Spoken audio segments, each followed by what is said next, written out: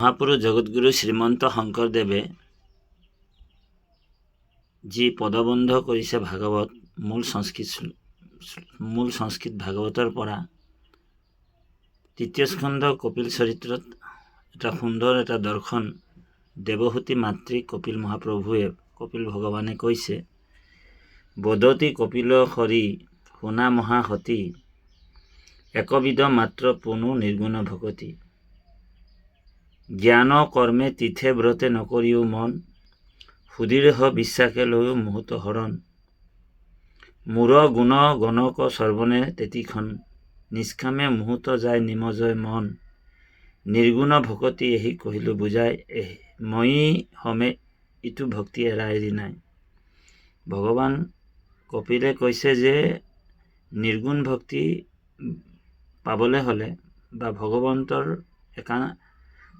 নিৰ্গুণ ভক্তি বা নিৰ্গুণ মহিমা পাবলৈ হ'লে আমি কি কৰিব লাগিব? জ্ঞান আৰু কৰ্ম মাৰ্গ জ্ঞান মাৰ্গ এইবিলাক ত্যাগ কৰিব লাগিব। আৰু তীৰ্থে ব্ৰতে বোলে তীৰ্থই আমাক গতি দিব, ব্ৰত কৰিলে ভগৱন্ত সন্তুষ্ট হ'ব। এইবিলাকত প্ৰতি আমাৰ মনটো নিমজাব নালাগে। আমাক কি কৈছে ভগৱানে? যে সুদীৰ্ঘ বিশ্বাসে লৈও মুহূৰ্ত হৰণ, তাৰমানে ভগৱন্ত চৰণত অন্যান্য হৰণ, কেৱল ভগৱান কৃষ্ণৰে ভকতি কৰিব কৈছে।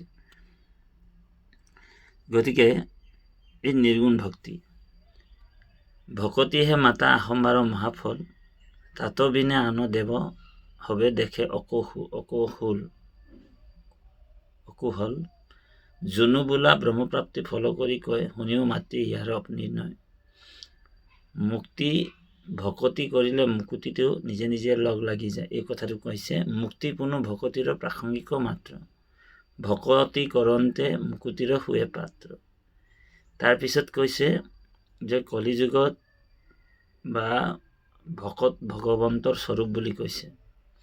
ভকত প্ৰতিমা মূৰ দুই অধিষ্ঠান দুইকো পূজা দৰ্শনে কৰিবে আতিমান। এতিয়া আমি ভকতকহে সেৱা, ভকতে চৈতন্য, যিহেতু ভকতে চৈতন্য, ভকতে সেৱা, ভকতৰ পূজা, ভকতকে সন্মান কৰিব কৈছে, ভকতকে শ্ৰদ্ধা কৰিব কৈছে।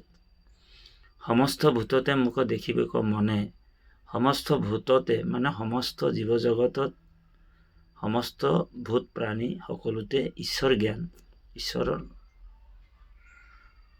ঈশ্বৰৰে সৃষ্টি বা ঈশ্বৰৰে পুত্ৰ, ঈশ্বৰৰে অমৃত সন্তান বুলি ভাবিবা বুলি কৈছে। বিৰকত হোৱা সংগ এৰিবে যতনে, আৰু বিৰকতি ভাৱটো আহিব লাগিব। তাৰপিছত কৈছে গীতা ভাগৱত শাস্ত্ৰ কৰিবে শ্ৰৱণ সাধু সংগে মোৰ নাম কৰিবে কীৰ্তন। এতিয়া ভকতিৰ উত্তম কৰ্মবিলাক হৈছে গীতা ভাগৱত পাঠ। ই সাধনত যিটো কৰিলে আশ্ৰয় অনাহাতে মুত তাৰ নিমজয় মন। তাৰপিছত কৈছে বেদে মন্ত্ৰে প্ৰতিমাত কৰে অৰ্চন সমস্তে ভূততে মই আছো সৰ্বক্ষণ মোহক অবজ্ঞা আতি কৰে যিটো জান। বহুতে ভগৱন্ত সমস্ত ভূততে যে আছে এই কথাটো তত্ত্বটো নাজানে, পাৰমাৰ্থিক দৰ্শনটো নাজানে। বেদয় মন্ত্ৰে প্ৰতিমাত কৰে অৰ্চন,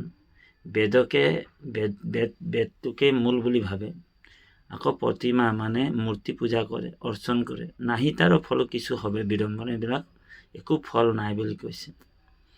প্ৰাণীক উপেক্ষা কৰি পূজে মূঢ়মতি নোহে ফল কৰে যেন ভস্ম ত আহুতি।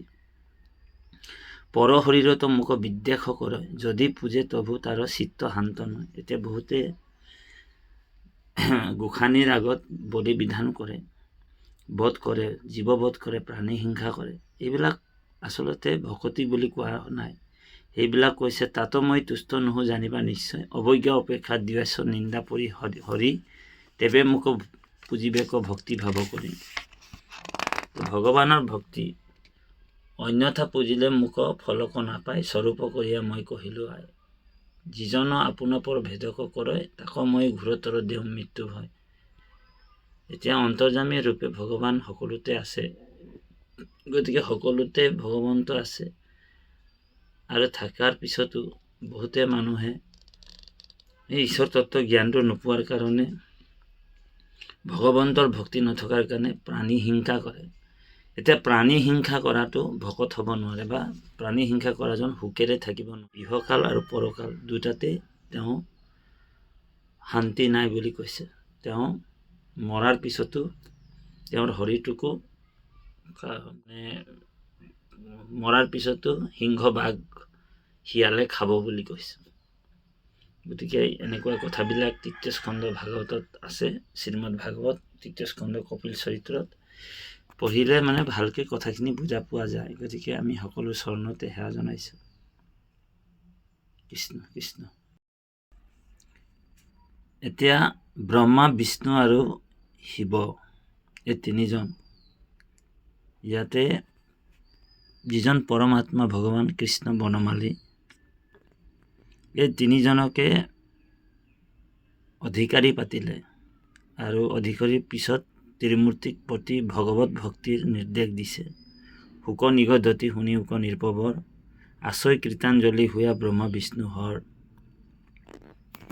বিষ্ণুহৰ সৃষ্টি হোৱাৰ পিছত কি হ'ল এই কথাটো জানিব লাগিব।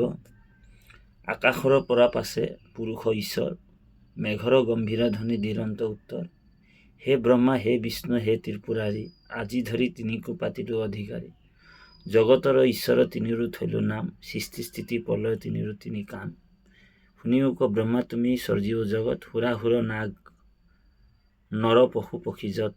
এতিয়া আমি যিমান মনুষ্য ব্ৰহ্মাই সৃষ্টি কৰিছে। ইটো ব্ৰহ্মাণ্ডৰ স্ৰষ্টা হইল ৰজোগুণে, ভালমতে দিবা দৃষ্টি সৃষ্টিত আপোনে, মূৰ নিজ অংশ তুমি বিষ্ণু বনমালী, থাকিবা সততে তুমি জগত কপালী, নিৰ্বলী অন্যায় নকৰে যেন বলি, সন্তক ৰাখিবা তুমি দুষ্টক নিদলি, শুনিও শংকৰ আদেশ আমাৰ, জগতৰ প্ৰলয় তোমাৰ অধিকাৰ, কালান্তক ৰুদ্ৰৰূপ ধৰিয়া আপোন, সংহাৰিবা ত্ৰিজগত তুমি তমগুণে, শুনিও শংকৰ কহু প্ৰলয়ৰ সীমা, দেখা কেনে মূৰ কালমূৰ্তি মহিমাৰ। এই তিনিজন দেৱতাকে, ব্ৰহ্মা বিষ্ণু মহেশ্বৰ তিনিজন দেৱতাকে ভগৱন্ত এখন এখন ব্ৰহ্মাণ্ড পৰিচালনাৰ কাৰণে তিনিজন দেৱতাক মানে ভগৱান বনমালীয়ে হেৰি কৰিছে। আৰু এই তত্ত্বটো ইয়াত আছে। ভগৱানে কৈছে যে মই এনেকুৱা অৱতাৰ হওঁ, এইখিনি ভাগৱতত আছে, চাই লওক কথাখিনি ধুনীয়াকৈ। কালমূৰ্তি ধৰি ব্ৰহ্মাণ্ড কৰি না, গতিকে